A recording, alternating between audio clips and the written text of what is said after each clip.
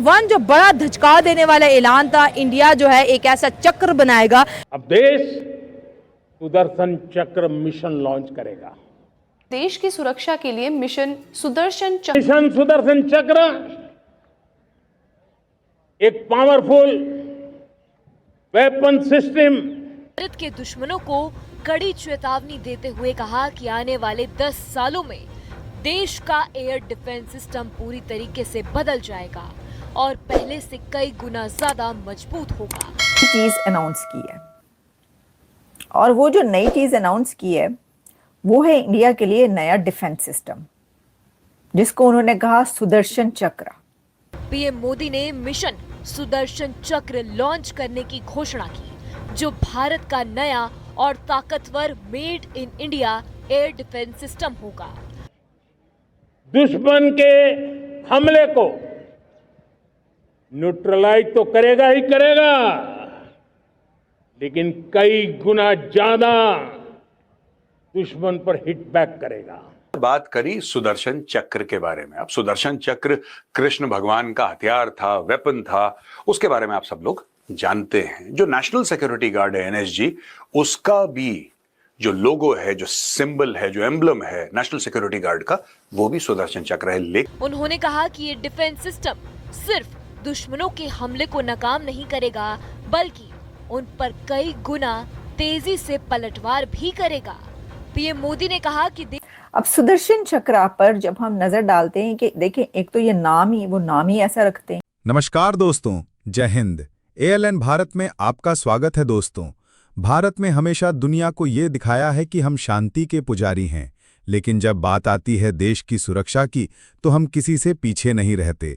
और अब साल 2035 की तरफ बढ़ते हुए भारत तैयार कर रहा है अपना सबसे खतरनाक और ऐतिहासिक हथियार, मिशन सुदर्शन चक्र। ये मिशन ऐसा होगा जो सिर्फ पाकिस्तान ही नहीं बल्कि दुनिया के हर दुश्मन को सोचने पर मजबूर कर देगा। अभी तक दुनिया कहती थी कि अमेरिका और इजराइल के पास सबसे एडवांस टेक्नोलॉजी है, लेकिन मिशन सुदर्शन चक्र के आने के बाद भारत उनसे भी कई कदम आगे निकलने वाला है। इस मिशन की सबसे बड़ी खासियत यह है कि ये दुश्मन के हमले को हवा में ही खत्म कर देगा। मान लीजिए पाकिस्तान ने कोई मिसाइल छोड़ी तो ये सुदर्शन चक्र सेकेंडों में उसे जड़ से मिटा देगा। यानी दुश्मन चाहे कितना भी ताकतवर क्यों ना हो, भारत तक पहुंच ही नहीं पाएगा। पाकिस्तान की मीडिया पहले से ही ये कहकर रो रही है कि अगर भारत ये मिशन पूरा कर लेता है तो पाकिस्तान की पूरी मिलिट्री स्ट्रैटेजी खत्म हो जाएगी। वहीं अमेरिका और चीन को भी लग रहा है कि भारत अब सुपर पावर बनने की राह पर है। दोस्तों, भारत का ये मिशन आने वाले समय में हमारी सबसे बड़ी ढाल साबित होगा। और जब लाल किले से हमारे प्रधानमंत्री ने इसकी घोषणा की है तो पूरी दुनिया भारत की ताकत का लोहा मानने को मजबूर हो गई है। बढ़ते हैं वीडियो में। आप देख लें नाम, एक तो उन्होंने पहले ऑपरेशन सिंदूर नाम रखा, पाकिस्तान के खिलाफ जो उन्होंने ऑपरेशन लॉन्च किया था, जो हमला किया था, उसका नाम क्या रखा। और जो ये वाला नाम है ये भी उन्होंने अपने इतिहास से लिया है। उनके जो नाम हैं वो अपने इतिहास से लेते हैं, ये हमने देखे हैं।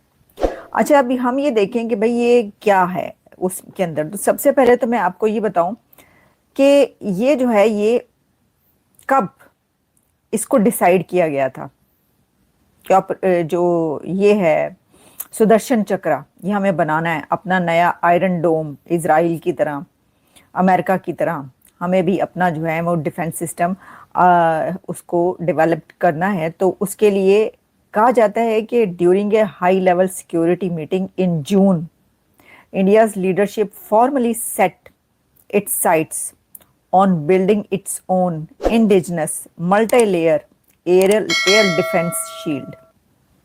जो ऑफिशियल्स हैं उनको इस डेवलपमेंट का पता था, लोगों को नहीं पता था, लेकिन आवाम के सामने, जनता के सामने, पब्लिक के सामने जो है ना, उनके प्राइम मिनिस्टर ने ये उस दिन रखा है 15 अगस्त को रेड फोर्ट में, जब उन्होंने स्पीच की।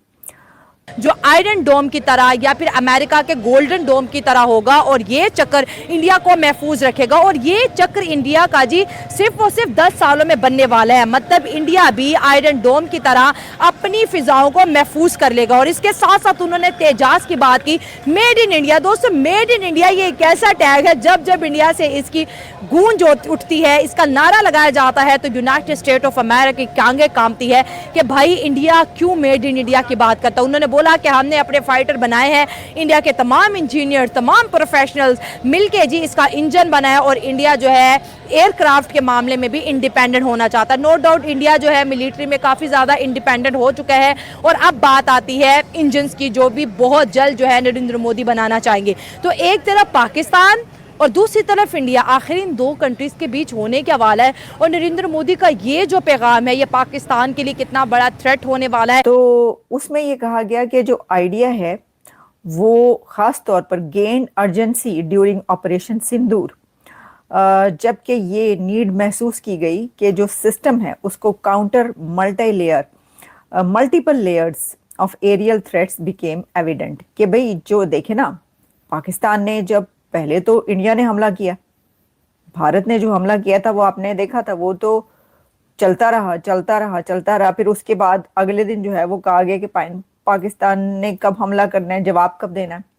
उसके बाद फिर जवाब दिया गया, तो उसमें भी कुछ घंटों तक इंडिया के ऊपर जो है वो हमला होता रहा पाकिस्तान की तरफ से, और मिसाइल और जो कुछ भी उसके अंदर ड्रोन और सब इस्तेमाल किया गया, जो वहां पर जाके गिरते रहे, उनको इंटरसेप्ट भी किया गया और वो गिरे भी वहां पे जाके। तो उसके बाद उन्होंने कहा ये अर्जेंसी फील की गई। 2035 यानी कि आज से 10 साल के अंदर भारत के पास एक शील्ड होगी, एक कवच होगा भारत के पास। लेकिन ये कवच थोड़ा सा अनोखा है। कवच से आप क्या समझते हैं दोस्तों, कि कोई हमला हुआ तो कवच आपको बचाएगा।